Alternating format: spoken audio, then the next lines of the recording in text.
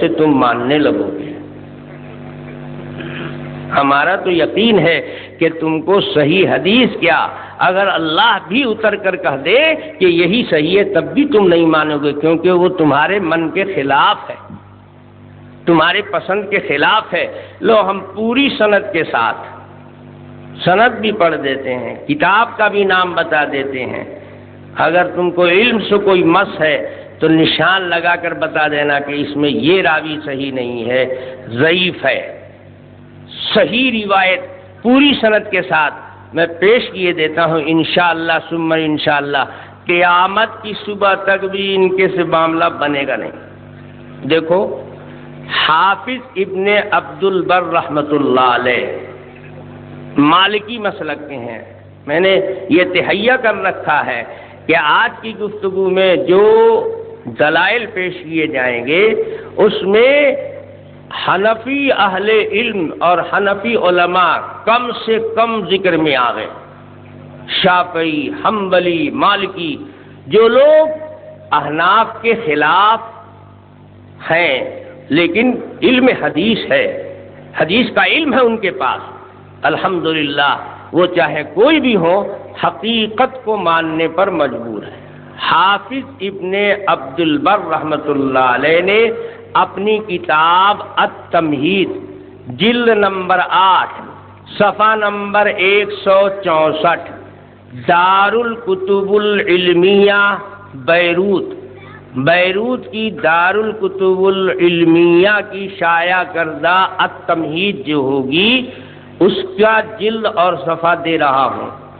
اگر دوسرے جگہ کی شائع شدہ ہوگی تو جلد اور صفحہ بدل سکتا ہے، پھر تو آپ کو جلد اور صفحہ تلاش کرنا پڑے گا، لیکن روایت ہے موجود، اور اگر یہی نسخہ ہے التمہید کا تب تو آپ کو اسی جلد اور اسی صفحے پر مل جائے گی روایت۔ پوری سند کے ساتھ پیش کر دے رہا ہوں تاکہ کوئی بقرات صاحب جو رجال کا علم رکھتے ہوں گے اور سند کے بارے میں کچھ کہنا چاہتے ہوں گے تو ان کے واسطے کچھ موقع مل سکے۔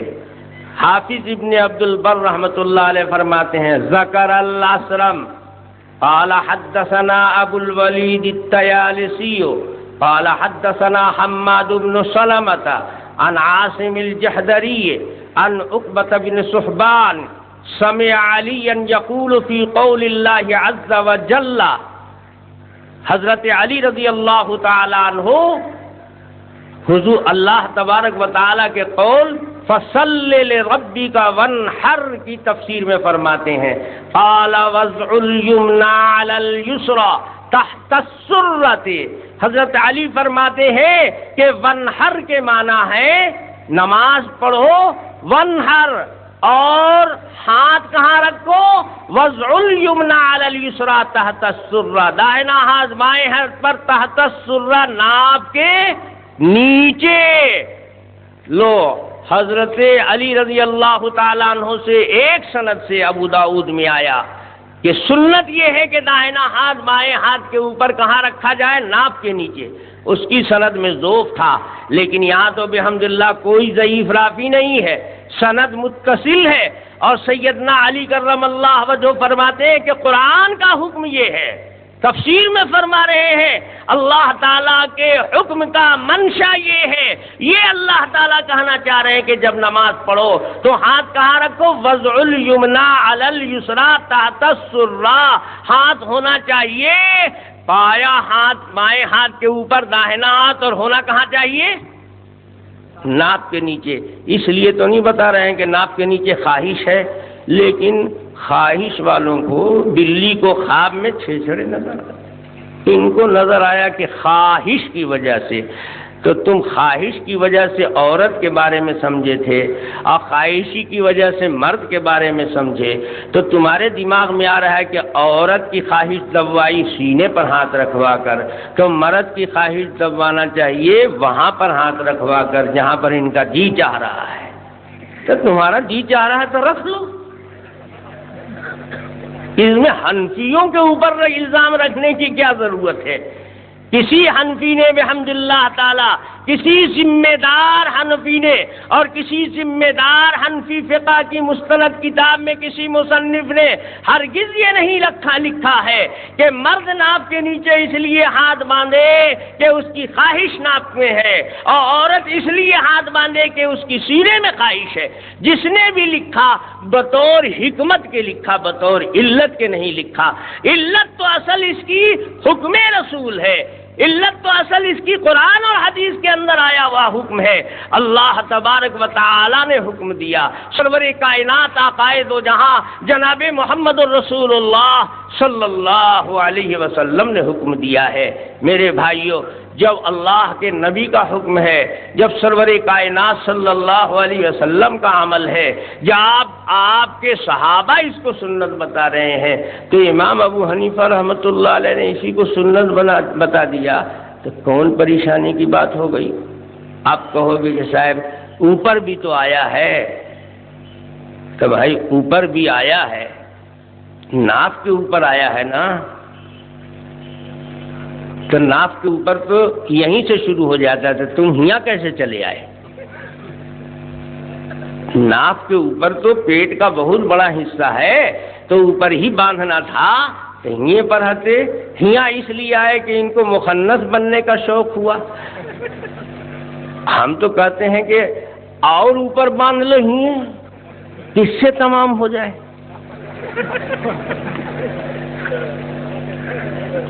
حالانکہ سینے پر ہاتھ باندھنا مرد کے لیے مکروہ ہے۔ حافظ ابن قیم رحمۃ اللہ علیہ فرماتے ہیں کہ وضع الیدین علی الصدر مکروہ ہے۔ کیوں مکروہ ہے؟ کہتے ہیں کہ نہا رسول اللہ صلی اللہ علیہ وسلم عن التکفیر، کیونکہ اللہ کے حبیب صلی اللہ علیہ وسلم نے تکفیر سے منع کیا ہے۔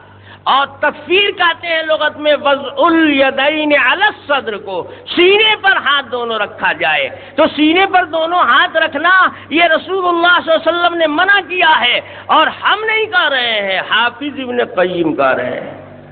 اب ان سے لاٹھی لے کے پیچھے دوڑو ان کے، جہاں سے ریال لاتے ہو ان کا خیال یہ ہے،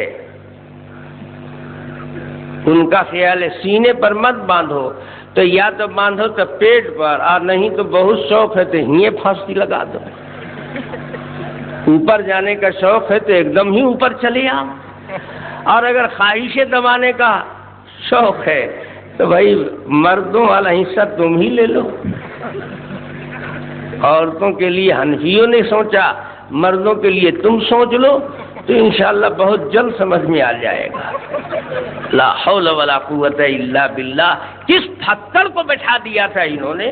رامائن گیتا سمجھا تھا اسلام کو، کہ جیسے رامائن گیتا میں کہاں کی اینٹ کہاں کا روڑا، اب بھانمتی نے کھمبا جوڑا، ویسے ہی ابلیس صاحب نے سوچا کہ یہاں سینہ، عورت کا سینہ ہے تو خواہش ہے، ارے تم کو خواہش ہوئی تو تم اپنی خواہش پوری کرو، حنفیوں پر کیوں الزام رکھتے ہو؟ بحمد اللہ، اللہ کا شکر ہے میں نے آپ کو حوالے کے ساتھ بتا دیا، اور ان سے آپ صبح حوالہ مانگیے۔ یہ جو آپ نے کہا تھا کہ امام ابو حنیفہ کے مسلک میں عورت کو سینے پر ہاتھ اس لیے بندھوایا جاتا ہے کہ عورت کی خواہش ان کے نزدیک دبائی جاتی ہے، اور مرد کو بھی اسی لیے ناپ کے نیچے بندھوایا جاتا ہے کہ مرد کی خواہش دبوائی جاتی ہے۔ معاذ اللہ ثم معاذ اللہ، ایسی کوئی بات فقہ کی کسی مستند کتاب میں لکھی ہوئی نہیں ہے۔ دلیل اس کی خواہش نہیں ہے، دلیل اس کی حکم رسول ہے، دلیل اس کی قرآن و سنت ہے۔ یہ اور بات ہے کہ قرآن و سنت پر عمل کرنے میں فائدہ ہے، کوئی حکمت ہے، بطور حکمت کسی عالم نے اس کے ذہن میں بات آئی، لکھ دیا ہو تو لکھ دیا ہو۔ امام ابو حنیفہ نے ایسی بات نہیں لکھی ہے، اسی لیے آپ کو فقہ کی جو متداول کتابیں ہیں، جو مستند کتابیں ہیں، اس میں کوئی ایسی بات لکھی ہوئی نہیں ہے۔ یہ خود ان کی اپنی خواہش تھی، اس خواہش کو پورا کرنے کے لیے انہوں نے حنفیوں کے گردن پر پاؤں رکھ دیا۔ میرے بھائیوں، اس سے معلوم ہوا کہ یہ لوگ حدیث رسول کی پیروی نہیں کرتے ہیں، حدیث نفس کی پیروی کرتے ہیں۔ دلائل بھی آپ کے سامنے آ گئے، کچھ باتیں ابھی اور رہ گئی ہیں، اس میں کچھ اور رہ گئی ہیں، اور وہ بھی کون کون سی رہ گئی ہیں؟ بہت ساری باتیں تو ہمارے ذہن میں نہیں ہیں. میں تو 2 گھنٹے کا ارادہ لے کر بیٹھا تھا، لیکن 2 گھنٹے سے زیادہ ہو گیا. تھوڑا سا کچھ اور بات رہ گئی ہے، مجھے صرف اسی تقریر کا ہی محاسبہ کرنا ہے. اس میں کا جو عنصر رہ گیا ہے، جو جز رہ گیا ہے، آپ یاد دہانی کرا دیں تو تھوڑی سی اس پر بھی روشنی ڈال دی جائے. ہے کیا کہہ رہے ہیں؟ 8 پڑھ کر کے 60 پہ پہنچ جائے گا. اچھا، دروازے بند کر دیں گے.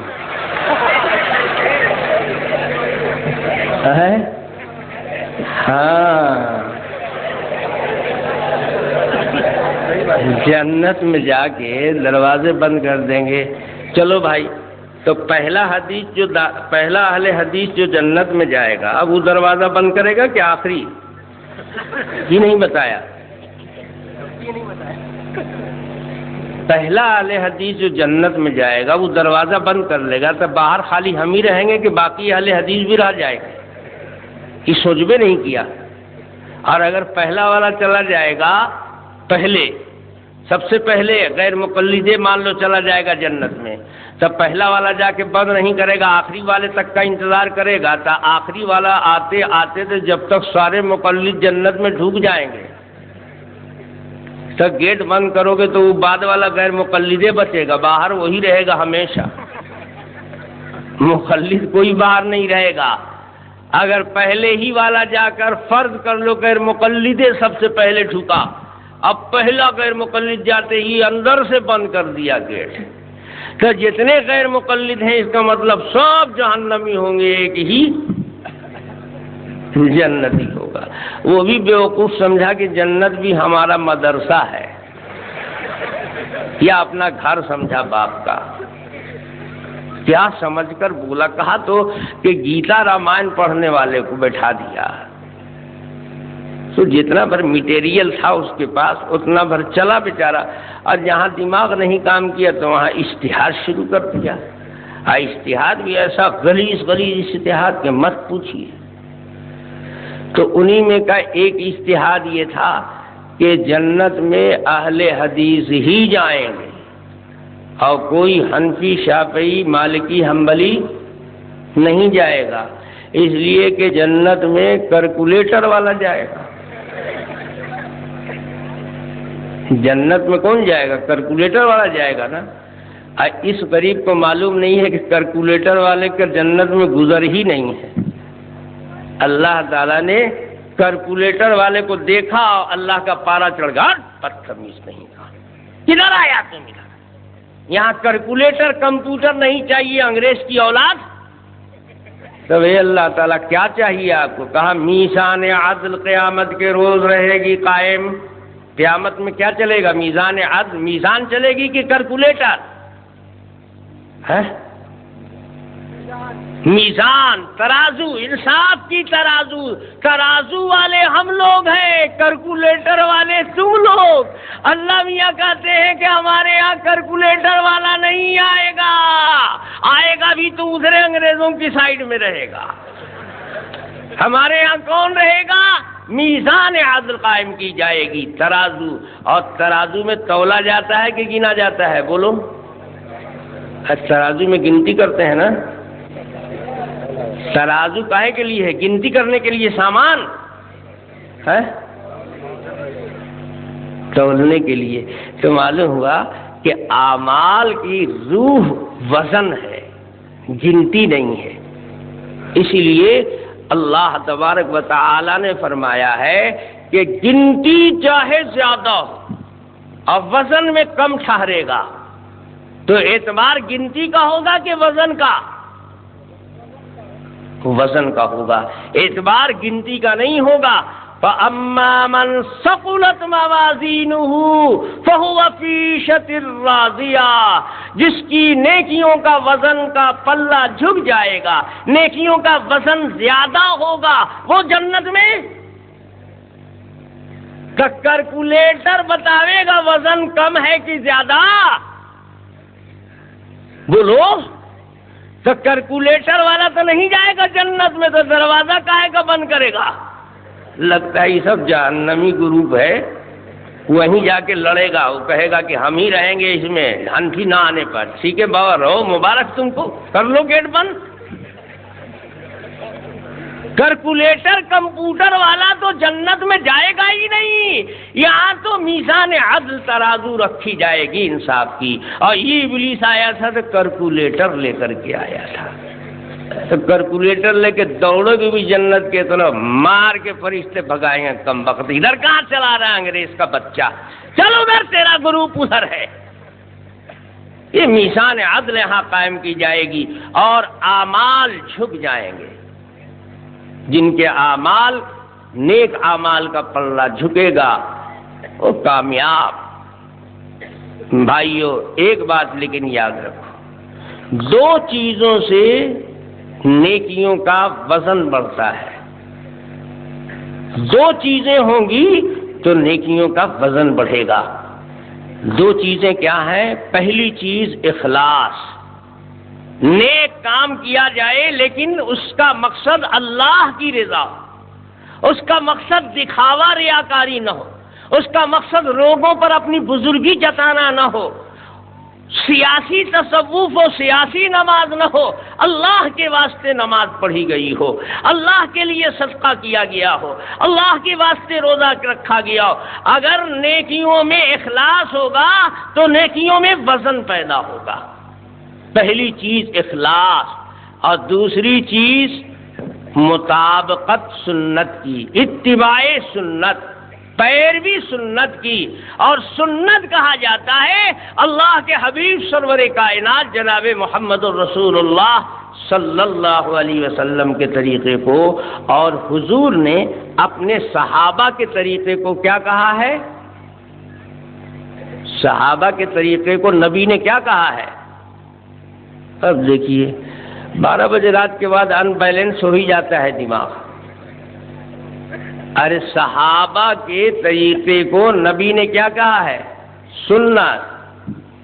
یہ سنت کی تقسیم جب کی ہے کہ سنت کی 3 قسم ہے، سنت قولی اور سنت عملی اور سنت تقریری سکوتی، اور یہ جناب صحابہ کی سنت کو بالکل نگلیکٹ کر گئے، نبی کی سنت خالی لیا اور صحابہ کی سنت کو نیگلیکٹ کر گئے۔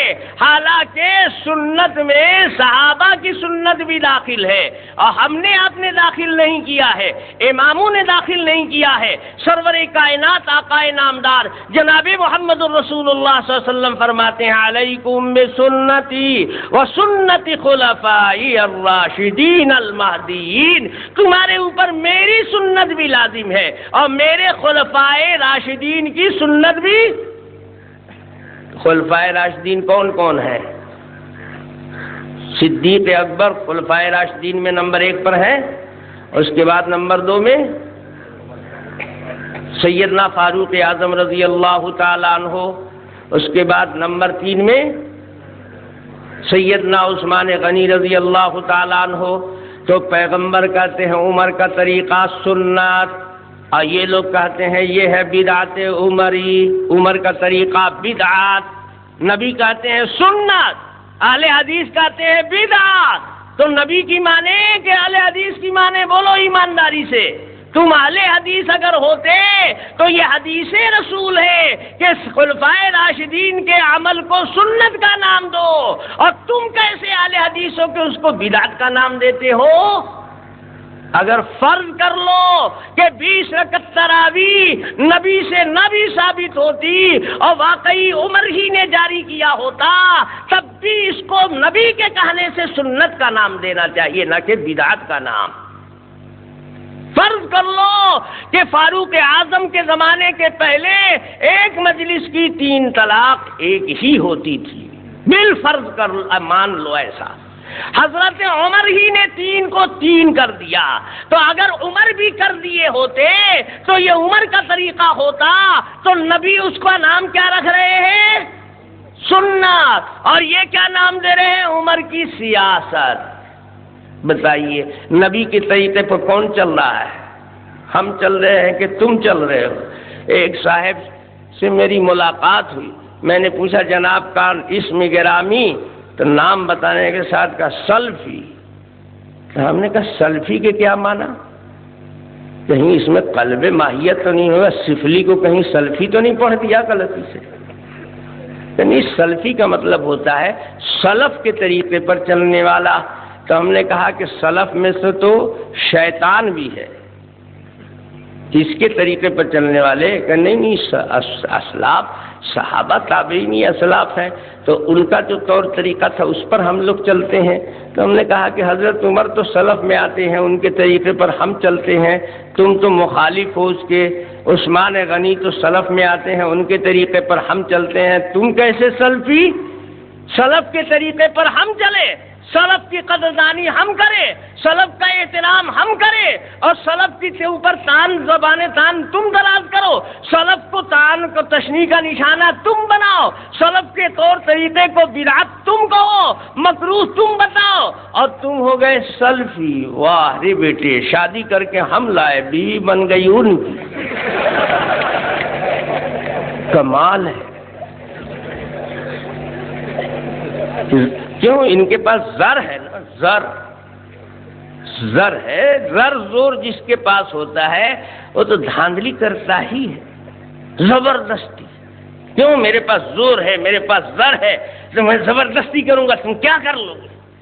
تو یہ بیچارے سمجھتے ہیں کہ حنفی بیچارے سیدھے سادے اللہ والے لوگ، یہ لوگ اتنا لند پھند جال فریب مکر زور نہیں جانتے ہیں، کیونکہ یہ لوگ جنت میں جانے والے ہیں، اور جنتی لوگ سیدھے سادے ہوتے ہیں۔ اہل الجنت بلہن، بالکل سادہ، مکر و فریب سے دور، یہ اہل جنت ہیں۔ تو سنت پر چلنے والے ہم، صحابہ کی سنت پر ہم چلنے والے، رسول اللہ صلی اللہ علیہ وسلم کی سنت پر ہم عمل کرنے والے، تو سنت سے اعمال میں وزن پیدا ہوتا ہے، اخلاص سے اعمال میں وزن پیدا ہوتا ہے۔ تو انشاءاللہ ثم انشاءاللہ اہل حدیث نہیں، سنت والے اہل سنت، یہ اخلاص والے لوگ ہیں، یہ اسلاف والے لوگ ہیں، ان کی نیکیاں، ان کے اعمال کھوکھلے نہیں ہیں، بے وزن نہیں ہیں، انشاءاللہ ان کی نیکیوں کا پلہ جھکے گا۔ اب پلہ جھکے گا تو کہاں جائیں گے؟ بولو، جنت میں جائیں گے، تو جنت تو باہر جائے گی۔ بہت بڑی تعداد ہے نا اہل سنت والجماعت کی۔ ارے دنیا میں آج بھی 2/3 تو حنفی ہیں، اور 1/3 میں شافعی، مالکی، حنبلی۔ اب ان میں بھی، ان کو بھی اہل سنت میں، تو اس میں سے بھی چلے آئے، تب بیچارے یہ کتنا بچیں گے؟ 2.5% کا ہے کو بچیں گے۔ 2.5% یہ کم بخت ہوتے تو مسلمانوں کی زکوٰۃ میں ان کو نکال دیتے، لے جا انگریز سب کو فقیر لوگ کو دے دیتے۔ 2.5% بھی نہیں ہے۔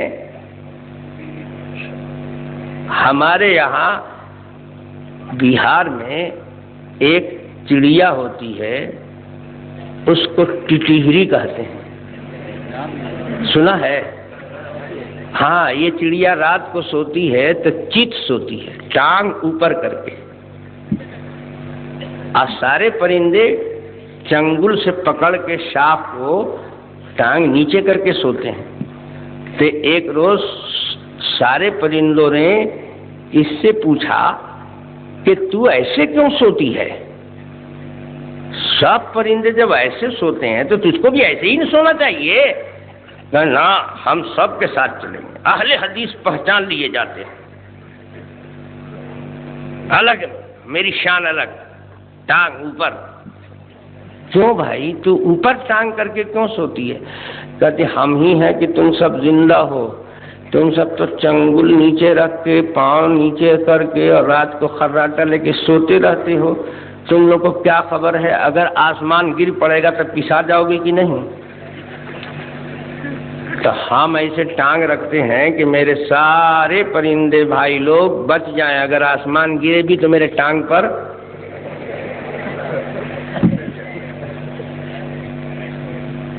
تو ہم ہیں کہ تم لوگ سب بچے ہوئے ہو، 68 سے موت سے سوتے ہو، اس لیے کہ ہم ٹانگ اوپر رکھتے ہیں۔ تو ایک پرندے نے کہا کہ اچھا آپ ٹانگ اوپر رکھتی ہیں تو یہ بتائیے کہ آسمان گرے گا تو آپ کی ٹانگ سلامت رہے گی، ٹانگ لیں گے آپ؟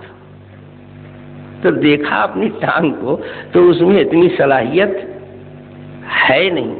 آپ سوچئے یہ بیچارے جائیں گے اور جا کر کے جنت کا اندر سے دروازہ بند کر دیں گے تو اللہ میاں بھی کہیں گے کہ ہم نے اتنی بڑی جنت بنایا کہ ارضھا السماوات والارض، ساتوں آسمان زمین اس کی چوڑائی میں آ جائے، اور اتنی بڑی جنت میں 2.5% جگہ کور نہیں۔ کیلکولیٹر لے کے گیا ہوگا تو ہوا بھی بھیڑاوے گا کہ دیکھیں کہ جنت کا کتنا ایریا بچا ہوا ہے۔ تو اللہ میاں سے بھی کہے گئے اللہ میاں ہم لوگ تو 0/0 تھے تو اتنا کاہے کے لیے بنا دیا؟ اگر چلا بھی جائے گا غلطی سے تو اللہ میاں کہیں گے نکال کیلکولیٹر والے کو، کم بخت کو، یہ 2.5% بھی نہیں، یہ رہ کے کیا کرے گا؟ میری جنت اتنی وسیع لمبی چوڑی، بڑا سب حنفیوں کو، شافعیوں کو، حنبلیوں کو، مالکیوں کو، کچھ تو کور کرے۔ تو معلوم ہوا کہ بیچارہ کیسے جائے گا جنت میں۔ اس لیے جنت پر دخل کرنے کی کوشش مت کرو، وہاں تمہارا زور زر نہیں چلے گا، وہاں سوچو گے کہ زور زر کے بلبوتے پر چل نہیں پاؤ گے۔ ہاں اعمال صحیح ہوں گے چاہے جس کے ہوں، ہمارے ہوں تمہارے ہوں، اس میں کوئی تفریق نہیں ہے۔ سنت کے مطابق عمل کرو، اہل سنت بن جاؤ، سنت کے مطابق عمل ہوگا، تمہارے اعمال میں جان آ جائے گی۔ اہل سنت بنو گے تب نہ سنت کے مطابق عمل ہوگا، اہل حدیث بنو گے تو حدیث کے مطابق عمل ہوگا۔ کوئی ضروری نہیں ہے کہ حدیث کے مطابق ہو جائے تو سنت کے مطابق بھی ہو جائے۔ سب حدیثیں سنت کے مطابق نہیں ہوا کرتی ہیں، بہت سی حدیثیں ایسی ہیں جو سنت کے خلاف، سنت کچھ اور ہے اور حدیث کچھ اور ہے۔ حدیث کا وہ حصہ جو سنت کے مطابق ہے اسی کو لیا جاتا ہے، اور وہ حصہ جو سنت کے مطابق نہیں ہے اس کو نہیں لیا جاتا ہے۔ حدیثیں متروک بھی ہوتی ہیں، حدیثیں منسوخ بھی ہوتی ہیں، حدیثیں غیر معمول بھی ہوتی ہیں۔ حدیثوں کا صرف صحیح ہونا کافی نہیں ہے، حدیثیں صحیح ہے لیکن صحابہ کے دور سے وہ عمل میں نیگلیکٹ کی ہوئی ہے، اس پر عمل نہیں ہو رہا ہے، متروک العمل ہے۔ سنت کچھ اور ہے، اس لیے صحابہ کرام رضوان اللہ تعالی علیہم اجمعین کے اعمال کو دیکھا جاتا ہے۔ جو حدیث سنت کے مطابق ہوتی ہے اہل علم میں وہی رائج ہوتی ہے، اسی پر اہل علم کا عمل ہوتا ہے۔ اس لیے امام ترمذی رحمۃ اللہ علیہ بار بار تنبیہ کرتے ہیں والعمل علی ھذا عند اہل العلم۔ دیکھو حدیث تو وہ سند کے لحاظ سے مضبوط ہے لیکن عمل اہل علم کا زیادہ اسی پر ہے۔ وہ بتانا یہی چاہتے ہیں کہ عمل چونکہ متوارث ہے اور عمل چونکہ متواتر ہے، عمل کرنے والے 1 2 4 نہیں ہوتے جیسے راوی ہوتے ہیں سلسلے سند میں، عمل کرنے والا ایک طبقہ ہوتا ہے۔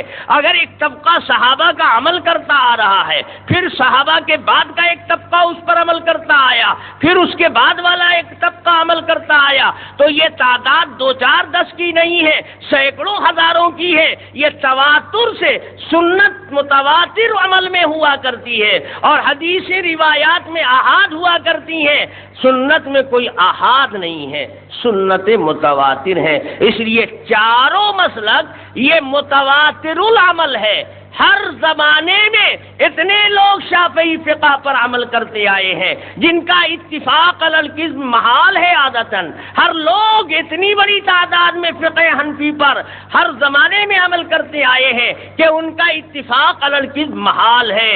تو یہ طریقہ جو اہل سنت کا ہے اس کو تواتر طبقہ کا درجہ حاصل ہے، اور حدیث کی جو روایات ہے اس میں تو 2 4 راویوں کے ذریعے سے روایت نقل ہوتی چلی چلی آئی، اس کو تواتر کا درجہ حاصل نہیں ہے، بہت سی آحاد روایتیں بھی ہیں۔ اس لیے امام مالک رحمۃ اللہ علیہ فرماتے ہیں العمل اثبت من الحدیث، عمل تو حدیث سے زیادہ ثابت شدہ عمل ہے، ثابت شدہ حقیقت ہے۔ اس لیے جب ہمارے شہر مدینے میں یہ عمل رائج ہے تو ہم اسی کو حجت مانیں گے، اس کے خلاف اگر خبر واحد آتی ہے ہم اس کو نہیں لیں گے۔ بیوقوف سمجھا کہ جب حدیث صحیح سند سے آ گئی بس اس پر عمل کرنا ایک دم ضروری ہے، حالانکہ کسی کا یہ مسلک نہیں ہے، خود ان کا بھی یہ مسلک نہیں ہے۔ بہت سی حدیثیں صحیح سند کے ساتھ مروی ہیں، مثلا بخاری شریف کے اندر حدیث صحیح سند کے ساتھ آ رہی ہے، جناب رسول اللہ صلی اللہ علیہ وسلم نے روزے کے زمانے میں، رمضان المبارک کے زمانے میں ایک صاحب کو دیکھا کہ پچھنا لگوا رہے ہیں۔ آپ نے فرمایا افطر الحاجم والمحجوم، جس نے پچھنا لگایا اس کا بھی روزہ ختم اور جس نے پچھنا لگوایا اس کا بھی روزہ۔ حدیث تو صحیح ہے، عمل کرو اس کے اوپر۔ غیر مقلدین بھی کہتے ہیں اس حدیث پر عمل نہیں ہوگا، یہ حدیث منسوخ، معلوم ہوا حدیث صحیح ضروری نہیں ہے کہ اس پر عمل کیا جائے۔ حدیث صحیح بخاری شریف کے اندر ہے کہ جناب رسول اللہ صلی اللہ علیہ وسلم ایک مرتبہ سواری سے گر پڑے، آپ کو خراش آ گئی، آپ صلی اللہ علیہ وسلم اس زمانے میں بیٹھ کر نماز پڑھا رہے تھے تو صحابہ بھی بیٹھ کر نماز پڑھتے تھے۔ امام بیٹھ کر نماز پڑھ رہا ہے تو مقتدی لوگ بھی بیٹھ کر نماز پڑھ رہے ہیں۔ تو آج اگر کوئی امام معذور ہو اور بیٹھ کر نماز پڑھائے تو مقتدی لوگ بیٹھ کر نماز پڑھیں گے؟ بولو غیر مقلدو، تم بولو نا بخاری میں ہے حدیث، صحیح حدیث ہے، تو کہو گے کہ نہیں صحیح حدیث تو ہے لیکن اس پر عمل اس لیے نہیں کریں گے کہ رسول اللہ صلی اللہ علیہ وسلم نے آخری نماز جماعت کی جو پڑھائی تھی تو آپ بیٹھے ہوئے تھے اور صحابہ مقتدی سب کھڑے ہوئے تھے، تو حضور نے اگرچہ زبان سے نہیں کہا تھا کہ میں پہلے عمل کو منسوخ کر رہا ہوں، زبان سے نبی کا بولنا ضروری نہیں ہے، کسی صحابی کا کہنا ضروری نہیں ہے۔ جب یہ عمل بعد کا ہے اور یہ عمل پہلے کا ہے تو بعد والے کو لیا جائے گا اور پہلے والے کو نہیں لیا جائے گا۔ ہم بھی یہی کہتے ہیں، کسی صحابی کا بولنا ضروری نہیں ہے کہ قرأت خلف الامام منسوخ ہے، پہلے کا عمل وہ ہے، آخری عمل جناب رسول اللہ صلی اللہ علیہ وسلم کا یہ ہے۔ تو جب آخری عمل یہ ہے تو امام ابو حنیفہ نے بھی لیا کہ مقتدی سورہ فاتحہ نہیں پڑھے گا، کیونکہ اللہ کے حبیب سرور کائنات صلی اللہ علیہ وسلم نے آخری جماعت کی نماز جو ادا کی ہے اس میں سورہ فاتحہ نہیں پڑھی ہے۔ سمجھ میں آیا؟ جنت میں جاؤ گے گیٹ مگر مت بند کرو گے، 8 رکعت ابھی پڑھ کے جائیں گے، پہلے 20 رکعت پڑھنے والے بھی رہ جائیں گے پیچھے، 20 رکعت والے پیچھے رہ جائیں گے۔ ارے وہ جائیں گے ہی نہیں، پیچھے کا کیا سوال ہے، وہ تو دوسرے رخ پر جا رہے ہیں۔ خالی ٹکٹ صحیح ہونے سے آدمی منزل پر تھوڑے پہنچ جاتا ہے۔ ارے آپ کو یہاں سے دلی جانا ہے، فرض کر لیجئے کہ شاہ گنج سے دلی کی ٹرین پر سفر کرنا ہے، تو آپ نے سرکاری کاؤنٹر سے ٹکٹ لیا تو اس پر لکھا ہوا ہے شاہ گنج ٹو دلی، اب آپ بیٹھ گئے ڈاؤن ٹرین پر، ٹکٹ تمہارا صحیح ہے اور بیٹھ گئے ڈاؤن ٹرین پر تو دلی پہنچ جاؤ گے؟ بولو ایمانداری سے، کہاں پہنچو گے؟ بنگال کی کھائی میں کہیں جا کے گرو گے۔ ہم کہتے ہیں تم مسلمان ہو ٹھیک ہے، تمہارے پاس ٹکٹ ہے لا الہ الا اللہ محمد الرسول اللہ کا، لیکن تم تو خواہش نفس والی سواری پر ڈاؤن ٹرین پر سوار ہو، تو تمہارا تو رخ ہی دوسرا ہے۔ نبی پاک صلی اللہ علیہ وسلم نے فرمایا سنت والی جو لائن ہے اس کا پلیٹ فارم جنت ہے، اور خواہشات نفس سے جو اہل الاہوا ہیں، اہل بدعت ہیں، کل بدعت ضلالہ وکل ضلالۃ فی النار، یہ سب کا پلیٹ فارم جہنم ہے۔ تو 8 رکعت والا تو جائے گا ادھر کہاں، ڈاؤن ٹرین پر چل۔ دیکھیے اس کا تو سوال ہی نہیں پیدا ہوتا ہے۔ میں نے تو بتا دیا کہ سنت سے عمل میں وزن پیدا ہوتا ہے. جب سنت و خلفاء الراشدین المہدیین سے بیر ہے تو سنت تو اس کے عمل میں ہے نہیں، تو اس کا جب وزن رکھا جائے، اس کا پلے پر جب رکھا جائے گا عمل، تو پلہ اوپر جائے گا کہ نیچے؟ اوپر. اور نیچے والا جائے گا جنت میں، اوپر والا نہیں جائے گا. لیکن یہ لوگ الٹی کھوپڑی کے ہیں نا، انگریز کی کھوپڑی ہے. یہ لوگ کہتے ہیں کہ جس کا درجہ بڑا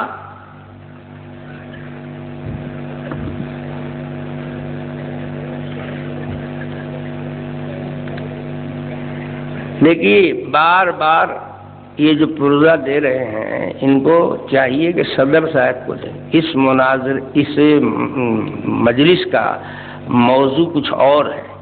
میں نے آپ کو شروع ہی میں عرض کر دیا تھا کہ میری تقریر اس تقریر کے صرف مضامین کے ارد گرد ہوگی، صرف اسی کا محاسبہ اور تجزیہ کیا جائے گا. کسی اور موضوع سے گفتگو نہیں کی جائے گی. اور موضوع سے گفتگو نہ کرنے کا کچھ بیچارے یہ سمجھ رہے ہیں کہ اور موضوع پر بول ہی نہیں سکیں گے. وہ موضوع اس وقت نہیں ہے اور میں اس کو ٹچ نہیں کرنا چاہتا. آپ کو اگر اس موضوع سے متعلق کچھ بہت ساری معلومات کرنی ہو تو حضرت مولانا محمد اسرائیل صاحب بھوسی سے تشریف لائے ہوئے ہیں. یہ کٹیہار کے مناظرے میں خود بھی شریک تھے اور الحمدللہ پورے مناظرے کی کیسٹ بھی مولانا کے پاس ہے اور وہاں سے ججمنٹ کا فیصلہ بھی ہے اور اس کی کاپی بھی ہے جو کمیٹی نے شائع کیا.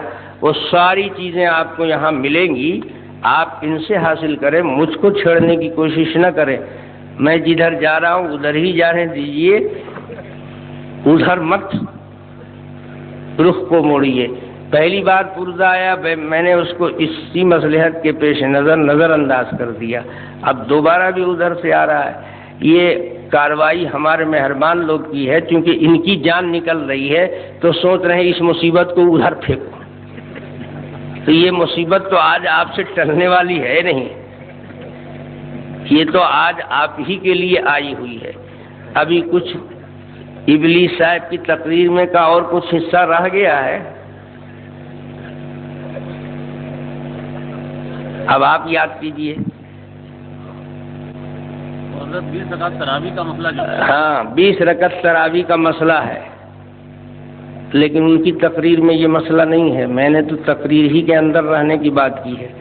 سارے مسائل تو بہت ہیں.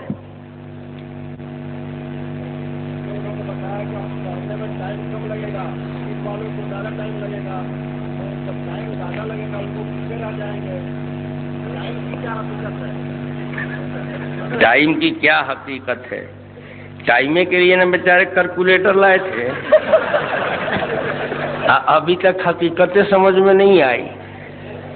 ساری رامائن پڑھ گئے، ابھی پتہ نہیں چلا کہ سیتا کس کی بیوی تھی.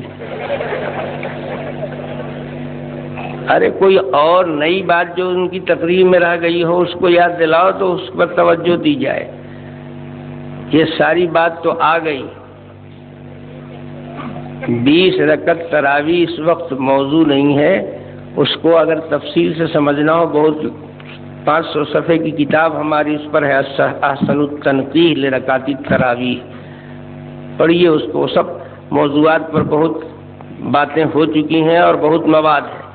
اس وقت جتنا ہمارے پاس ہے سب اگلنے نہیں آیا ہوں. اس وقت جو غلاظت پھیلا کر گئے ہوں اس کی صفائی کرنی مقصود ہے، اس سے زیادہ نہیں. ابھی ایک مسئلہ اور رہ گیا ہے. وہ مسئلہ یہ تھا کہ انہوں نے مسلم پنسن اللہ بورڈ کا حوالہ دیا اور مسند احمد ابن حنبل کا حوالہ دیا اور اس کے بعد کہا کہ 3 طلاق دیتا ہے مرد تو بدماشی کیا مرد نے تو سزا عورت کو کیوں پڑی. یہ سب تھا نا، یاد ہے نا؟ ہاں ماشاءاللہ یاد ہے آپ کو. اتنا یاد ہے کہ یاد دلانے سے یاد آ جاتا ہے. تو میں نے آپ کی خدمت میں پہلے عرض کیا تھا کہ ایسے تو یہ لوگ رٹتے رہتے ہیں بخاری بخاری بخاری، لیکن جب ان کا کام بخاری سے نہیں چلتا ہے، امام بخاری جب لات مار کے بھگاتے ہیں تو بات کم بختی کا مارا، ہمارا تیرے گرو سے کیا تعلق، تو میرا نہیں میں تیرا نہیں، میں تو امام کی قدر کرنے والا ہوں۔ امام بخاری رحمۃ اللہ علیہ نے باب باندھا، 3 طلاق نافذ ہو جاتی ہے، 3 طلاق پڑ جاتی ہے، تب بخاری چھوڑ کے بھاگ گیا۔ ارے باپ رے باپ، یہاں جائیں گے تو کام نہیں چلے گا، تب کہاں دوڑ کے بھاگا؟ مسند احمد ابن حنبل میں۔ یہ مسند احمد ابن حنبل میں روایت ہے کہ ایک شخص نے اپنی بیوی کو 100 طلاق دی۔ کئے طلاق دی؟ 100 طلاق دی، اور رسول اللہ صلی اللہ علیہ وسلم کے پاس معاملہ لایا گیا تو آپ صلی اللہ علیہ وسلم نے فرمایا کہ پڑی 1، اب باقی 99 ختم۔ ہم سے لوگ کہتے ہیں حدیث پیش کیجیے، صحیح حدیث۔ کیوں بھائی؟ اس حدیث کو جب پیش کیا تھا انہوں نے سند پیش کی تھی، سند پڑھی کہ ان فلانی ان فلانی۔ امام احمد ابن حنبل حضور سے سنے تھے کیا؟ بیچ میں ہے راوی نا، تو راویوں کا نام بتایا تھا؟ اچھا، راویوں کا نام نہیں بتایا، ہر جگہ پر البانی صاحب کو یاد کرتے تھے، تو یہاں پر بھی کم سے کم البانی ہی صاحب کو یاد کر لیتے، اور کوئی نہیں یاد آتا تو اپنے ہی مطلب کا کوئی محدث پکڑ لیتے اور کہتے کہ دیکھیے یہ حدیث صحیح ہے۔ تو یہاں پر بیچارے نہ حدیث کی تصحیح کر پائے اور نہ تو سند پیش کر پائے۔ اگر سند پیش کر دیا ہوتا تو انشاءاللہ اس کی سند پر میں کلام کر کے دکھا دیتا کہ اس روایت کو جو لے کر آئے ہو یہ تنکے سے بھی بدتر ہے، تنکے سے بھی بدتر۔ اور جو مطلب سمجھا ہے تم نے، امام احمد ابن حنبل رحمۃ اللہ علیہ خود اس مطلب کو کنڈم کر رہے ہیں۔ معلوم ہوا کہ نہ تم حدیث صحیح لائے، نہ تم اس کو سمجھ صحیح پائے، سمجھ کچھ اور تمہاری ہے، وہاں کچھ اور بات ہے۔ چور کی داڑھی میں تنکا ہوتا ہے۔ ایک جگہ جماعت کھڑی ہوئی تھی عشاء کی، ایک آدمی تھا چور، عادت خراب بگڑی ہوئی تھی، اور نام بڑا اچھا مبارک نام تھا اس کا، موسیٰ۔ نام کیا تھا؟ موسیٰ۔ کوئی نام اپنا خراب رکھتا ہے، اپنا نام رکھتے ہیں اہل حدیث، بڑی مبارک نام، ویسے ہی نام تھا اس کا موسیٰ، تھا چور۔ تو اس روز بہت ہی زیادہ پریشانی تھی اس کو۔ ایک سیٹ کے گھر میں گھس گیا چور، اور گھسا تو تجوری توڑ کر اور اس میں سے اشرفیوں کی تھیلی نکال لیا۔ تو ابھی تو عشاء کا ٹائم ہوا تھا، چاروں طرف چہل پہل تھی، ہلہ ہوا، ہنگامہ ہوا، چور چور چور، ڈاکو ڈاکو، بدماش بدماش۔ لوگوں نے اس کو دوڑانا، پیچھا کرنا شروع کیا، چاروں طرف تو جاگ ہی رہے تھے لوگ ابھی۔ تو اس نے دیکھا کہ کسی طرف بھاگیں گے، کسی گلی کو پکڑیں گے تو آگے جا کے کہیں نہ کہیں تو پکڑا ہی جائیں گے، تو اس سے بہتر ہے کہ مسجد میں گھس جاؤ۔ ابھی جماعت کھڑی ہو رہی ہے، نماز تو پڑھنا نہیں تھا، جا کے صف میں کھڑے ہو جائیں گے تو لوگ سمجھیں گے چور تھوڑے نماز پڑھے گا، آویں گے بھی تو گھوم گھام کے ادھر ادھر دیکھ کر غسل خانے وضو خانے میں چلے جائیں گے، ہم تو رہیں گے صف میں تو میری جان بچ جائے۔ بڑی اچھی تدبیر سوچا، دماغ تو لگایا، خدا کی شان۔ ادھر ادھر سب لوگ تلاش کر رہے ہیں، کدھر بھاگا کدھر بھاگا، ادھر بھاگا ادھر بھاگا، ارے مسجد میں ٹھکا۔ مسجد میں آئے تو دیکھ رہے ہیں نہ غسل خانے میں ہے، نہ استنجا خانے میں ہے، نہ تو وضو کر رہا ہے، نہ ادھر کونے میں ہے، وہاں تو جماعت کھڑی ہے۔ تو کسی کا دماغ نہیں گیا کہ چور نماز میں ہوگا، اور یہ تھا نمازی کی شکل بنائے ہوئے، تھیلی ہاتھ میں لپیٹ کے داہنے، اور بلا وضوئے نیت باندھ کے صف میں کھڑا ہو گیا۔ ابھی امام صاحب تو الحمد شریف تک پڑھ ہی پائے تھے کہ یہ حضرت آ کے صف میں کھڑے ہوئے۔ اللہ نے دماغ میں امام کے ڈالا کہ آج یہ سورت پڑھو، یہاں سے تلاوت کرو، ما تلک بیمینک یا موسیٰ۔ ارے امام تو الحمد کے بعد کہیں سے بھی پڑھ سکتا ہے۔ اچھے صاحب، یہ بھی سعودیہ ریٹرن، عربی تو سمجھتے تھے. امام نے پڑھا ما تلک بیمینے کا یا موسیٰ، اے موسیٰ تیرے داہنے ہاتھ میں کیا ہے؟ تو اس نے ارے باپ رے باپ، ہم تو سمجھے تھے کسی کو پتہ نہیں چلے گا، امام ہی کو پتہ چل گیا کہ داہنے ہاتھ میں تھیلی لپیٹے ہوئے ہے. کبھی پوچھ رہا ہے ما تلک بیمینے کا یا موسیٰ، جلدی سے نیت توڑ کے بھاگا کہ باپ رے باپ، یہ تو نمازیوں کو پتہ لگ گیا کہ میرے داہنے ہاتھ میں تھیلی ہے. توڑ کے بھاگا ہی تھا کہ ادھر خدمت کے لیے لوگ تیار بیٹھے تھے. یہ بزرگ بھی بیچارے سوچے کہ کہیں پناہ نہیں ملے گی، بخاری تو ٹھیکنے دے نہیں رہا ہے، تو کہاں چلو چلے گئے مسند احمد بن حنبل میں. یہ پتہ نہیں کہ وہاں پہلے سے تیاری. کتاب کا لکھنے والا جو حدیث نقل کر رہا ہے خود وہ کہتا ہے کہ 3 طلاق ایک مجلس کی دی ہوئی 3 ہوگی. کہتا نا تمہارے کہنے سے ہوگی، تم سمجھو گے صحیح، حدیث تو ہم سمجھے ہیں صحیح، تم تو صرف حدیث نقل کرتے ہو. کسی محدثین میں کسی کا مسلک یہ نہیں ہے کہ 3 طلاق ایک مجلس میں دی ہوئی 3 ہوگی. یہ نقل حدیث کو محدثین نے کیا ہے، اس کا مقصد یہ ہے کہ لوگ جان جائیں کہ اس ٹائپ کے لوگ بھی گزرے ہیں یا آنے والے ہیں، یا ایسا بھی سمجھا جاتا ہے، ہوشیاری کے لیے، تنبیہ کے واسطے، توجہ دلانے کے لیے کہ یہ سب چیزیں کہیں کہائی جاتی ہیں، اس پر کان مت دھرو. بات تو جو فائنل اور فیکٹ فیصلہ ہے وہ یہ ہے. اب ججی صاحب کی سمجھ میں نہیں آیا کہ جب چاروں امام کے ماننے والے کہتے ہیں کہ یہ طلاق ناجائز ہے، 3 طلاق ایک ساتھ دے لینا ناجائز ہے، دینے والا گناہگار ہے، تو دینے والا گناہگار ہے، عورت تو بے قصور ہے. اب طلاق پڑے گی مرد پر کی عورت پر؟ تو کرے کوئی بھرے کوئی. 3 طلاق دینے والا گناہگار ہے. پڑ گئی 3 عورت کے اوپر تو خطرہ ہو گیا عورت کو، تو کرا کسی نے اور بھرا کسی نے. اس لیے جب ناجائز ہے تو پڑھنا بھی نہیں چاہیے عورت پر، ناجائز ہے تو پڑھنا بھی نہیں چاہیے. اس ابلیس صاحب سے پوچھئے کہ بخاری شریف میں حدیث موجود ہے کہ حضرت عبداللہ ابن عمر رضی اللہ تعالی عنہ، حضرت عبداللہ ابن عمر رضی اللہ تعالی عنہ نے اپنی بیوی کو حیض کی حالت میں طلاق دے دی. بیوی ایام سے تھی اور حضرت عبداللہ ابن عمر نے طلاق دے دیا. تو یہ طلاق صحیح ٹائم میں دیا؟ طلاق عورت کو کب دینا چاہیے تھا؟ طہر کی حالت میں، جب پاکی کی حالت میں ہو، جب وہ حیض کی حالت میں نہ ہو. حیض کی حالت میں طلاق دینا جائز ہے، صحیح ہے، سنت کے مطابق ہے؟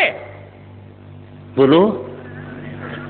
غلط ہے، ناجائز ہے، سنت کے خلاف ہے. حیض کی حالت میں نہیں دینی چاہیے طلاق. لیکن امام بخاری رحمۃ اللہ علیہ صحیح سند سے نقل کرتے ہیں کہ عبداللہ ابن عمر نے طلاق دے دی. اور بیوی کو طلاق کب دی؟ حیض کی حالت میں. گھر میں حادثہ ہوا، جناب رسول اللہ صلی اللہ علیہ وسلم کی خدمت میں والد محترم حضرت عمر پہنچے، اور حضرت عمر نے نبی پاک صلی اللہ علیہ وسلم سے پوچھا کہ اللہ کے نبی، میرے بیٹے عبداللہ نے بیوی کو حیض کی حالت میں طلاق دے دیا ہے. تو حضور پاک صلی اللہ علیہ وسلم نے حضرت عمر کو بتایا فَلْيُرَاجِعْهَا، اس سے کہو کہ رجوع کرے، رجعت کرے. ایک طلاق دی تھی، طلاق ایک پڑ گئی، تو ایک طلاق دینے والا رجوع کر سکتا ہے نا، رجعت کر سکتا ہے نا. حیض کی حالت میں طلاق ناجائز تھی لیکن دے دی تھی، تو نبی نے اس کو ایکسیپٹ کیا کہ نہیں کیا؟ اگر پڑی ہی نہیں تھی تو رجعت کرنے کا کیا کوئی مسئلہ نہیں تھا. اتنی پر بس نہیں ہے، بلکہ حضرت عمر نے پھر حضور سے دوہرا کر پوچھا کہ اگر یہ رجوع نہ کرے تو اس طلاق کی وجہ سے عدت شمار ہونے لگے گی. تو اللہ کے حبیب صلی اللہ علیہ وسلم نے فرمایا کہ کوئی حماقت کر دے تو عدت رکی رہے گی. عدت نہیں رکی رہے گی، عدت تو شروع ہو جائے گی. معلوم ہوا کہ طلاق ناجائز تھی لیکن دے دی تو پڑ گئی. ناجائز ہونا کسی چیز کا اور بات ہے، اور اس ناجائز عمل کو کوئی کر دے تو اس کا واقع ہو جانا اور بات ہے. اگر آپ کسی کو گالی دے دیں تو یہ جائز کام ہے نا؟ ہے نہیں، ناجائز کام ہے. گالی دینے والا آپ کے خلاف قاضی کی عدالت میں مقدمہ دائر کرے تو قاضی کہے گا کہ تمہارا مقدمہ نہیں چلے گا، یہ تو ناجائز کام تھا. تو ہوا ہی نہیں. جب ہوا نہیں تو تم کیوں آئے میرے پاس دعویٰ کرنے، اس کے خلاف مقدمہ دائر کرنے؟ ارے بھائی، کسی نے کسی آدمی کو ناحق گولی مار دیا، حق نہیں تھا. وہ آدمی قصاص میں نہیں پکڑا گیا تھا، وہ آدمی زنا کی تہمت میں نہیں آیا تھا، وہ آدمی واجب القتل نہیں تھا، لیکن کسی نے ناجائز گولی مار دیا تو اس کی جان نہیں جائے گی. تو کہے گا نا ناجائز مارا ہے تو ہم تو مربے نہیں کریں گے کسی حال میں. تو دیکھ لو بھائی ابلیس پر گولی چارج کر کے کہ ناجائز سے مرتا ہے کہ نہیں مرتا ہے. موت تو واقع ہو جائے گی. موت جائز اور ناجائز طریقے کو نہیں دیکھے گی. شریعت میں بہت سارے اعمال ایسے ہیں کہ ناجائز طریقے سے بھی ہوں تو اس کو شریعت مان لیتی ہے کہ عمل ہو گیا. اگر کسی آدمی نے نکاح کیے بغیر کسی عورت سے ہم بستری کر لیا تو ناجائز طریقے سے ہم بستری کرے گا تو حمل تو کبھی نہیں ٹھہرے گا نا. اگر حمل ٹھہر جائے گا تو ابلیس صاحب کہیں گے ناجائز طریقے سے کیا، کیسے ہو گیا؟ ہم نہیں مانتے. تو مت مانو بھائی، تو ہوگا کسی کا. نکاح والے کا ہوگا. جب نکاحی ہے نہیں، بے نکاحی عورت ہے اور ناجائز طریقے سے عمل کیا ہے، اس نے ناجائز عمل کیا ہے، ناجائز طریقے سے اس سے وطی کی گئی ہے، تو اس کی صحبت سے حمل بھی ٹھہر سکتا ہے. یہ سمجھنا کہ جو چیز شرعی طریقے پر عمل میں نہ آئی ہو اس کا اثر بھی مرتب نہیں ہوتا ہے، یہ خبتی آدمی کا کام ہے، مجنون آدمی کا کام ہے. ہو سکتا ہے کہ گیتا رامائن میں ایسا ہی پڑھا ہو بیچارے نے، تو اسی پر اس نے قیاس کرنا شروع کر دیا حدیث قرآن کو بھی. 3 طلاق ایک وقت میں دی ہوئی 3 واقع ہوتی ہے. امام بخاری رحمت اللہ علیہ کا بھی یہی مسلک ہے اور جملہ محدثین کرام کا بھی یہی مسلک ہے اور چاروں اماموں کا یہی مسلک ہے. اور اس لیے سعودی حکومت نے بھی قانون اپنے ہاں یہی بنایا کہ ایک وقت میں اگر کوئی 3 طلاق دے دے گا بفم واحد فی مجلس واحد تو ہم اس کو 3 مانیں گے، 1 نہیں مانیں گے. معلوم ہوا کہ چاروں اماموں کا مسلک یہی ہے. وہی ٹٹیہری والا ہے گروپ، 2-4 عدد اس ٹانگ اٹھائے ہوئے ہے کہ ہم سنبھالیں گے آسمان. تمہاری ٹانگ میں یہ صلاحیت نہیں ہے. اپنی اوقات کو پہچانو. بڑے بڑے جو اکابر محدثین ہیں جن پر علم حدیث کو ناز ہے، جن کو نیگلیکٹ کر کے علم حدیث میں ایک قدم کوئی نہیں چل سکتا، وہ سارے کے سارے ایک طرف ہیں، سب کے سب متفق ہیں. میرے بھائیوں، اس کے خلاف جو بھی حدیثیں بیان کی جاتی ہیں وہ 2 حال سے خالی نہیں ہیں. یا تو وہ حدیث صحیح نہیں ہے، قابل استدلال نہیں ہے، اور اگر حدیث کی سند قابل استدلال ہے اور مضبوط اور صحیح ہے تو مطلب اس کا وہ نہیں ہے، مطلب اس کا اور ہے. اس کی تہ میں گھسنے والوں نے جو اس کا مطلب بیان کیا ہے وہ وہی ہے جو جمہور کا مسلک ہے. اس کے ظاہری الفاظ سے یہ لوگ دھوکہ دیتے ہیں. اور بہت مرتبہ ایسا ہوتا ہے کہ ایک لفظ کے 2 معنی ہوتے ہیں. جو اصل معنی ہے اس کو نہ لے کر کے لوگ اس کے ظاہری معنی پر یا اس سے ہٹ کر ایک پہلو نکال کر اس پر محمول کرنے لگتے ہیں. یہ ہر دور میں آیا ہے اور یہی ہے باطل کی علامت.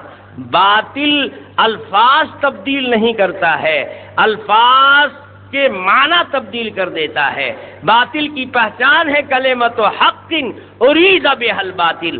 اگر روایت صحیح ہوگی، الفاظ صحیح ہوں گے تو اس کے معنی نکالنے میں اور مطلب نکالنے میں گھپلا کیا گیا ہوگا، اس کے اندر ڈنڈی ماری گئی ہوگی اور اس میں جمہور سے ہٹ کر اور محدثین کی تشریحات کو نظر انداز کر کے کوئی شاخ اور کوئی پہلو نیا اس میں نکالا گیا ہوگا. اس لیے وہ من شذ فی النار، یہ شاہراہ عام سے ہٹ کر چلنا یہ خطرے سے خالی نہیں ہے. شارٹ کٹ راستہ جس کو یہ بتاتے ہیں وہ پرخطر راستہ ہے، پرخطر راستہ ہے، غیر سبیل المومنین ہے. باطل کی پہچان یہی بتائی گئی ہے کہ وہ غیر سبیل المومنین سے چلیں گے. مومنین کا جو راستہ ہے، جو شاہراہ عام ہے، نیشنل ہائی وے ہے، اس کو چھوڑ دیں گے اور کہیں گے کہ اس گلی سے چلو، یہ شارٹ کٹ ہے. ارے گلی سے چلیں، گلیوں میں اچکے ہوتے ہیں، چور ڈاکو ہوتے ہیں. اس راستے سے چل کر لوگ منزل پر پہلے پہنچے نہیں ہیں تو ہم اپنی آزمائش کرنے، امتحان دینے کے لیے کیوں جائیں؟ جو نیشنل ہائی وے ہے، جس پر ید اللہ علی الجماع ہے، جو سواد اعظم کا طریقہ ہے، جو جمہور امت کا مسلک ہے، جو اسلاف کی اکثریت کا مسلک ہے، اس کو چھوڑنا یہ نادانی ہے، خطرے کی بات ہے. اس لیے میرے بھائیوں، اس شارٹ کٹ راستے کے چکر میں نہ پڑیے، یہ شارٹ بھی مار دے گا آپ کو، خطرناک ہے، شارٹ بھی مار دے گا. میں نے عرض کیا تھا آپ سے، اللہ تعالیٰ نے منع کیا ہے شارٹ کٹ راستے سے چلنے میں خطرہ ہے. اس لیے اللہ نے کہا ہے اہدنا الصراط المستقیم صراط الذین انعمت علیہم. اے اللہ سیدھا راستہ دکھائیے، اور سیدھا راستہ وہ ہے جو آپ کے انعام یافتہ بندوں کا راستہ ہے، جس راستے پر چل کر لوگ انعام پا چکے ہیں، تو منزل پر پہنچ کر چکے ہیں سینکڑوں ہزاروں جس راستے پر. اس کو چھوڑنا اس حرص میں کہ ہم بڑے چالو اور بڑے ہوشیار ہیں، ہم شارٹ کٹ راستے سے جائیں گے. میرے بھائی، شارٹ کٹ راستے کا تجربہ نہیں ہے، اس پر چل کر لوگ منزل پر پہنچے نہیں ہیں، اس پر انعام ملا نہیں ہے، تو ہم بہادر بننے کیوں جائیں؟ اس میں خطرات زیادہ ہے. اس لیے جس طرح جان کا خطرہ ہوتا ہے چھوٹے ہوئے اور غیر چالو راستے پر چلنے میں، اسی طریقے سے ایمان کا خطرہ ہوتا ہے شذوذ میں، جمہور سے اور سواد امت سے کٹنے میں. اس لیے یہ طبقہ سواد اعظم سے کٹا ہوا ہے، جمہور امت سے کٹا ہوا ہے.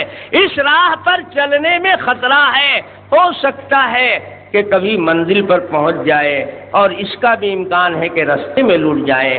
تو ہم کو کیا ضرورت ہے امتحان دینے کی اور خطرے والے راستے کو اپنانے کی، جب پرامن راستہ موجود ہے، جب نیشنل ہائی وے موجود ہے، تو ہم کیوں جائیں قسمت آزمائی کرنے؟ ہم اپنے ایمان کو خطرے میں مبتلا کرنے کیوں جائیں؟ جناب رسول اللہ صلی اللہ علیہ وسلم نے فرمایا ہے کہ جو آدمی سواد اعظم سے کٹ کر چلتا ہے، جماعت سے کٹ کر چلتا ہے، وہ آدمی ہو سکتا ہے کہ جماعت سے کٹ جائے.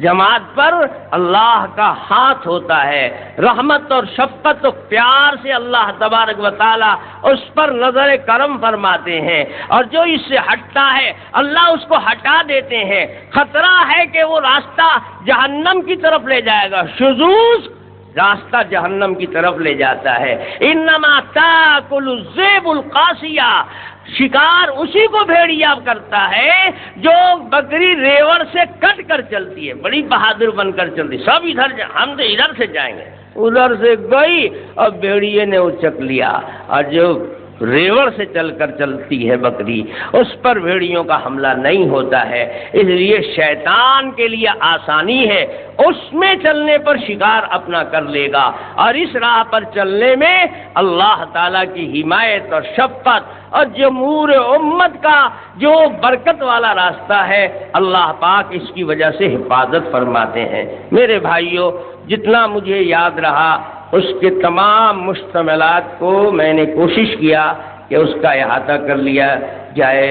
بہت ساری چیزیں شاید کہ ٹیپ میں بھی نہیں آئی تھیں، جو ٹیپ مجھے سنایا گیا اس میں کچھ حصہ رہ بھی گیا تھا، اور یہ بھی ممکن ہے کہ اس میں کا بھی کچھ حصہ ہمارے ذہن سے نکل گیا ہو، اس لیے جو کچھ آ گیا ہے اللہ تبارک و تعالی سے دعا فرمائیے کہ رب کائنات صحیح طریقے سے ہمارے قلب میں اسے جاگزی کر دے اور اس پر عمل کی توفیق عطا فرمائے۔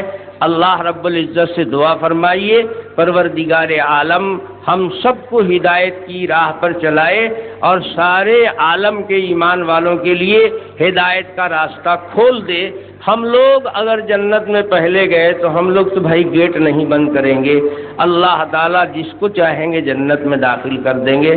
جنت ہمارے باپ کی میراث نہیں ہے، اصل معاملہ عمل کے اوپر ہے، عمل سے زندگی بنتی ہے، جنت بھی جہنم بھی۔ یہ خاکی اپنی فطرت میں نہ نوری ہے نہ ناری ہے۔ اگر آپ کو جنت مطلوب ہے اپنے اعمال کو درست فرمائیے، اپنے اوپر محنت زیادہ کیجیے، اپنے شخصیتوں کی تعمیر کی کوشش کیجیے۔ اور اخیر میں کچھ چیزیں اعلان کی بھی ہیں، وہ آپ حضرات سن لیں، اس کے بعد دعا ہوگی۔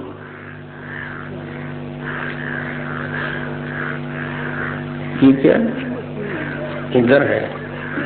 ہاں دیکھیے، ایک خاص کتاب آئی ہوئی ہے، ہمارے مولانا محمد اسرائیل صاحب گھوسی تشریف لائے ہیں، اس کتابچے کا نام ہے ایک غیر مقلد کی توبہ۔ چھوٹا سا رسالہ ہے، پڑھنے کے لائق، ایک غیر مقلد کی توبہ۔ اس میں بہت سارے مسائل پر سوال جواب کے انداز میں کلام کیا گیا ہے دلائل کے ساتھ۔ آپ حضرات اسے ضرور خریدنے کی کوشش کریں گے۔ اس کی قیمت 10 روپے ہے۔ اور ایک ہمارے حضرت مولانا محمد آصف صاحب قاسمی، یہ آئے ہوئے ہیں بیت العلوم سرائے میر سے، وہاں سے یہ ایک اشتہار شائع ہوا ہے، بہت شاندار اشتہار ہے یہ۔ اس غیر مقلدین کی کتاب الطہارت، صرف طہارت کے مسائل کا محاسبہ اس میں کیا گیا ہے غیر مقلدین کی کتابوں سے، کہ طہارت کے مسائل میں ان کے علماء نے کیا کیا فتوے دیے ہیں اور کیسے کیسے مسائل لکھے ہیں کتابوں کے حوالے کے ساتھ۔ یہ اشتہار بھی آپ حضرات یہاں اسٹیج سے حاصل کریں گے۔ اور کٹھیار کے مناظرے کی کیسٹ، ویڈیو کیسٹ، مناظرہ دیکھیے کون کون ہے مناظرے میں، کیا کر رہے ہیں، مجمع میں کون ہے، اسٹیج پر کون ہے، کیا بول رہے ہیں، وہ خود سے آپ اپنی آنکھوں سے دیکھ سن لیجئے۔ اور اتنے ہزار کے مجمع میں خدا کی شان پٹنہ یونیورسٹی کے 2 پروفیسر بھی تھے، ہم تو انہیں نہیں جانتے، انہوں نے مناظرہ سننے کے بعد جو اپنا ریمارک دیا ہے حقیقت حال، وہ اشتہار بھی، اور پھر کمیٹی والوں نے جو اشتہار ہندی اور اردو میں شائع کیا، اور تیسرے دن کے مناظرے کے سلسلے میں اور 2 دن کے مناظرے کے سلسلے میں جو تفصیل دی ہے وہ بھی، یہ سب چیزیں یہاں حضرت مولانا محمد اسرائیل صاحب کے پاس موجود ہے۔ 10 کیسٹوں میں وہ 2 دن کا مکمل مناظرہ موجود ہے، جو حضرات خواہش رکھتے ہوں گے یہاں سے حاصل کر لیں گے۔ اس کی قیمت کیا ہے مولانا کیسٹ کی؟ 200 روپے میں وہ کیسٹ یہاں ابھی اسٹیج پر ملے گی۔ ہاں، یہ اشتہار جو بیت العلوم سے آیا ہوا ہے، اس کو آپ لیجئے بھی اور اس کی فوٹو کاپی کرا کر کثرت سے زیادہ تعداد میں اس کو عام کیجیے۔ عام اجازت ہے شائع کرنے کی سب کو۔ وآخر دعوانا ان الحمدللہ رب العالمین۔ بھائی دعا کے لیے حکم ہو رہا ہے، جو حضرات سو رہے ہوں اونگ رہے ہوں ذرا اپنے آپ کو ہوش میں لے آئے، پوری توجہ کے ساتھ اللہ تبارک و تعالی سے اپنی جائز مرادوں کو، نیک تمناؤں کو مانگیے، درود شریف پڑھ لیجئے۔ اللهم صل على محمد وعلى آل محمد كما صليت على إبراهيم وعلى آل إبراهيم إنك حميد مجيد. اللهم بارك على محمد وعلى آل محمد كما باركت على إبراهيم وعلى آل إبراهيم إنك حميد مجيد. اللهم أرنا الحق حقا وارزقنا اتباعه وأرنا الباطل باطلا وارزقنا اجتنابه. اللهم اكفنا بحلالك عن حرامك واغننا بفضلك عمن سواك. اللهم إني أعوذ بك من جهد البلاء وسوء القضاء ودرك الشقاء وشماتة الأعداء. ربنا لا تزغ قلوبنا بعد إذ هديتنا وهب لنا من لدنك رحمة إنك أنت الوهاب. ربنا افرغ علينا صبرا وثبت أقدامنا وانصرنا على القوم الكافرين وانصرنا على القوم الكافرين وانصرنا على القوم الكافرين. اللهم إنا نجعلك في نحورهم ونعوذ بك من شرورهم. اللهم إنا نجعلك في نحورهم ونعوذ بك من شرورهم. اللهم إنا نجعلك في نحورهم ونعوذ بك من شرورهم. اللهم إنا نسألك رضاك والجنة ونعوذ بك من سخطك والنار. اللهم إنا نسألك من خير ما سألك منه نبيك محمد صلى الله عليه وسلم ونعوذ بك من شر ما استعاذك منه نبيك محمد صلى الله عليه وسلم. اللهم إنا نسألك موجبات رحمتك وعزائم مغفرتك والغنيمة من كل بر والسلامة من كل إثم. لا تدع لنا ذنبا إلا غفرته ولا هما إلا فرجته ولا كربا إلا كشفته ولا دينا إلا قضيته ولا مريضا إلا شفيته ولا حاجة هي لك رضا إلا قضيتها ويسرتها يا أرحم الراحمين. اللهم حبب إلينا الإيمان وزينه في قلوبنا وكره إلينا الكفر والفسوق والعصيان واجعلنا من الراشدين واجعلنا من الراشدين واجعلنا من الراشدين. ربنا آتنا في الدنيا حسنة وفي الآخرة حسنة وقنا عذاب النار. ربنا ظلمنا أنفسنا وإن لم تغفر لنا وترحمنا لنكونن من الخاسرين. ربنا تقبل منا إنك أنت السميع العليم وتب علينا إنك أنت التواب الرحيم. وصلى الله تعالى على خير خلقه محمد وآله وصحبه وأهل بيته وأزواجه وذرياته أجمعين برحمتك يا أرحم الراحمين.